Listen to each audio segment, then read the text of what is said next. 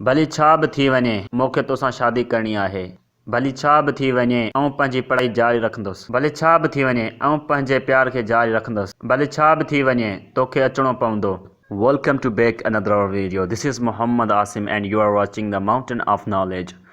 दोस्तों अॼु जी वीडियो जे अंदरि पाण इहे सेंटेंस इंग्लिश में कीअं ठहंदा आहिनि उहो ठाहिणु सिखंदासीं ऐं उनखां पोइ तव्हां हिन क़िस्म जा पंहिंजा सेंटेंस बि ठाहिणु सिखी वेंदो हिन वीडियो खे ॾिसण खां पोइ। ऐं तव्हां असांजे चैनल ते पहिरीं मरतबा आया आहियो त चैनल खे सब्सक्राइब कंदा ऐं बेल आइकन खे दॿाए छॾींदा।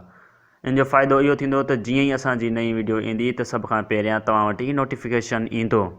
So without wasting the time, let's get start the topic. तो दोस्तों सब खां पहिरियां पाण वटि जेको आहे भली छा बि थी वञे। भली छा बि थी वञे त इन इंग्लिश छा थींदी? कम वॉट में। कम वॉट में। भली छा बि थी वञे कम वॉट में।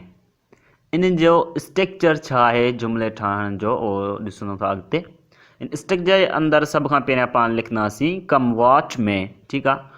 उनखां पोइ तव्हांजो जेको बि सेंटेंस आहे उहो कंप्लीट सेंटेंस इन जे अंदरि लॻाईंदासीं। पहिरियां पाण खे लॻाइणो आहे कम वॉट में ऐं हुनखां पोइ प्लस में तव्हांजो जेको बि पूरो सेंटेंस आहे उहो तव्हां लॻाए छॾियो। ऐं अॻिते पाण इन जा कंप्लीट सेंटेंस ॾिसूं था त जीअं पाण जो ही कॉन्सेप्ट क्लियर थी वञे त इन जा जुमिला कीअं ठहंदा आहिनि। सभ खां पहिरियां जेको पंहिंजो जुमिलो अचे थो भली छा बि थी वञे ऐं लिखंदो रहंदुसि। हाणे भली छा बि थी वञे इन जो अची वियो कम वॉट में ऐं लिखंदो रहंदुसि। I would write. I would write. भली छा बि थी वञे ऐं लिखंदो रहंदुसि। कम what may I would write. ॿियो जुमिलो आहे भली छा बि थी वञे तोखे अचणो पवंदो। भली छा बि थी वञे तोखे अचणो पवंदो। कम वॉट में U would have to come. कम वॉट में U would have to come. दोस्तों तव्हां हिन क्लास जी PDF बि हेठि कमेंट बार में तव्हांखे ॾिनी वेंदी। हुतां तव्हां PDF खे डाउनलोड करे सघो था। ॿियो जुमिलो आहे भली छा बि थी वञे ऐं घर वेंदुसि। भली छा बि थी वञे ऐं घर वेंदुसि। कम what may I would go home. कम what may I would go home. भली छा बि थी वञे छोकिरा बाइकाट कंदा। भली छा बि थी वञे छोकिरा बाइकाट कंदा। कम वॉट में बॉयज शुड बाइकाट। कम वॉट में बॉयज शुड बाइकाट। भली छा बि थी वञे मूंखे वञिणो आहे। भली छा बि थी वञे मूंखे वञिणो आहे। Come what may I am to go. कम वॉट में लिखी उनखां पोइ तव्हां आई एम टू गो जिते मूं लॻायो आहे ॿियो सेंटेंस हिन जी जॻह ते तव्हां आई हैव टू गो बि करे सघो था। इन ॿिन्हिनि मां तव्हांजी मर्ज़ी आहे। भली छा बि थी वञे ऐं पंहिंजे प्यार खे जारी रखंदुसि।